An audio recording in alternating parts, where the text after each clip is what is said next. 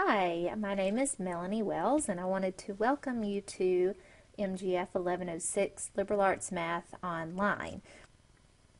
I'm going to give you just a brief overview of this course in Blackboard. Of course, if you have any questions, please just send me a quick email. And that is the best way to contact me. My email address is a couple of places on the website, and on my website and on Blackboard, but my email address is wellsm@lssc.edu. But first of all, when you come into Blackboard, you're going to see the home screen. Please read the welcome, and then it also gives you instructions to make sure and read through the syllabus. You're going to be doing a lot of your work over on this left-hand side, this left-hand menu, home screen, getting started in Blackboard, the syllabus, the course content, any discussions, announcements, and you can read through those. Here at the bottom, office hours, instructor information, and a direct link to my math lab. But that's where you'll kind of live the most as you're logging into Blackboard. So anyway, you can kind of look around, feel free to kind of play around and click on some things. The whole course has not been uncovered yet. You'll kind of get it a week at a time. When you're getting started, let me kind of get into this link real quick. Getting started is going to take you through just an overview of how to use some of the Blackboard aspects that we'll need for the course. If you're real familiar with it, you won't need to spend a lot of time there. Using the discussion board, we'll have a few discussion items throughout the semester. Submitting an assignment, there'll be one or two throughout the semester that are not going to be in my math lab that you'll need to submit, so you might want to look at that, or just know that it's there, and when it's time to submit an assignment you can come to these instructions. We will be using my math lab, and to be able to create an account, you're going to click on any green icon that you see that very first time you go in to register for my math lab. So I've given you a link here. If I click on it, it's not actually going to be at this point what you'll see, but what you'll see is just a startup. It'll ask you for an access code, or if you want to purchase an access code. So you either need to purchase an access code through the bookstore or other online vendor, or purchase it straight from my math lab, and you'll do that using a credit card. There is a temporary access available, so if you're not ready to pay now, you can still start the homework and things and use my math lab for 17 days, and in that time you'll need to pay for it eventually, or they'll suspend that account. But anyway, a lot of our homework and quizzes will be done in my math lab. We've also got a direct gradebook link here. That's also on the left-hand menu, but at any time you want to check on your grades, you can click that gradebook. So it's over here on the left as well. We won't be using the gradebook that is through Blackboard. It's actually a link to the My Math Lab gradebook. So at any time you can check on your grades. Let's see, let me get back to getting started real quick. Okay, I've got a course content link here. It says now it's time to get started, so you can either use this link, or there's definitely one on the left as well. But the course content, when you click on it, whatever week that's appropriate will be coming up. So when I click on week 1, it's going to give me an overview, and that overview will include the weekly schedule that's provided in your syllabus. It's going to give you your assignments for the week, so you would complete the discussion, lecture, items, go through my math lab, take any quizzes, and then for each one of those assignments you have folders down below that'll give you the material needed. So in your discussions, click on the discussion link, and then any of these that are underlined that you can kind of see that are a link, you would click on that to participate in the first discussion question. You can also keep using this heading up here. We're under discussions, but if you want to go back to week 1, then we can click up here on week 1. That's probably the quickest way. Sometimes that back button isn't going to work because you're not opening up really a new window there. discussions, lectures, and resources. And I want to be very clear here that in an online class, I'm not lecturing to you face to face, so you need to spend time as you would in class reviewing the material, getting definitions, looking at example problems before you jump into the homework. There's an e-text link. So anytime you're going into the textbook, know that, all right, I need to look at section chapter 1, and we want to look under section 2. Open that up. Actually, it's section 1.1. So we're going to click on 1.1, and there you got the textbook, just like if you had a hard copy text in front of you. You can adjust the zoom to make it at a more pleasing reading level for you.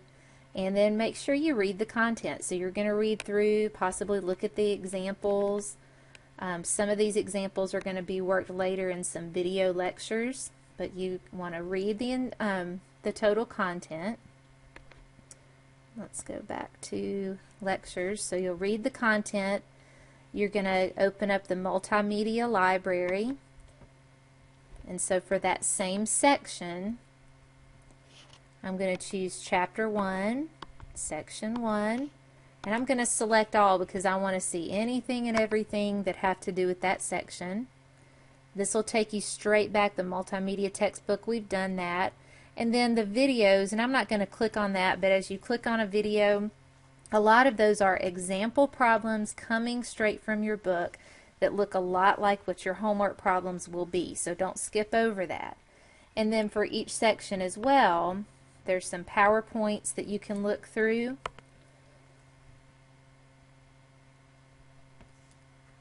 Okay, so here we've got just an example of one of the PowerPoints you can look through. It's going to tell you some examples and goals, good definitions. Go forward a little bit, and you do actually have some example problems, so very valuable information there for you. Alright, and then I'm going to take us back. So you've got your lecture, you've got the textbook. This is another link to PowerPoint presentations. We've just looked at that, but just another way to get to it. And then for the 3 sections that you'll learn this week, you have other video links and other examples that would be helpful for you for your homework.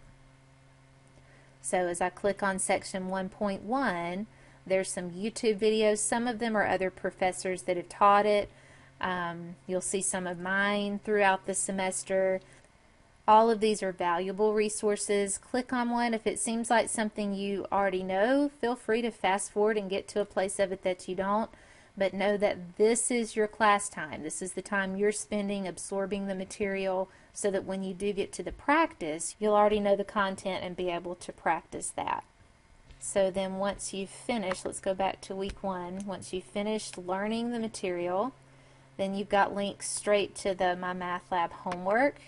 Show you what that looks like. And when I get into that homework, it's going to show me the homeworks that I've uncovered for you. So it might not necessarily be exactly the ones assigned for the week. This happens to be. But you'll see the due dates are very clear, the due dates and times. And then the assignments, you'll click on the assignment. And then if for some of you who have not used My Math Lab before, you're going to want to spend some time kind of practicing and looking around My Math Lab. There is a video tour of My Math Lab, and it's over on the left hand side under course documents and links. So that might be something, if you've not used My Math Lab before, that you'll want to spend some time doing. But we basically click on a question, and in this problem we're looking for a pattern. So as we find out what the pattern is, looks like the next one would have 4 squares. 1 square, 2, 3. Next one will be 4. If for some reason you needed help on that item, you can use any of these help tools over to the side. Textbook will take you straight to where the content is in the book. View an example is a good one to show us through, and another example where they're going to show you and kind of guide you through the problem. And then once you're ready to check it, It'll give you either a success or fail. You can attempt these problems as many times as you want, so do them until you get them right. Okay. And then back to our Blackboard. That's my MyMathLab homework. When you have a quiz, you'll click on the quiz when you're ready to start it. You'll push start, and again, you've got 2 attempts, and the higher of the 2 will count towards your average. So this is the general outline of what each week will look like. You want to make sure and stay on top of any dates. I kind of put together a little calendar and write in your due dates and kind of map out the course. Underneath the syllabus that's over here on the left hand side, I'm going to show you an important page on the syllabus. The syllabus here has a schedule, so throughout the semester you can be checking back and looking at it, or here at the beginning, like I mentioned before, make a little calendar and go through and write when your test dates will be. The test dates are important. You'll see throughout the course instructions on how to sign up for a test. Your test and final exam are all going to be proctored in either the Leesburg or South Lake Learning Center.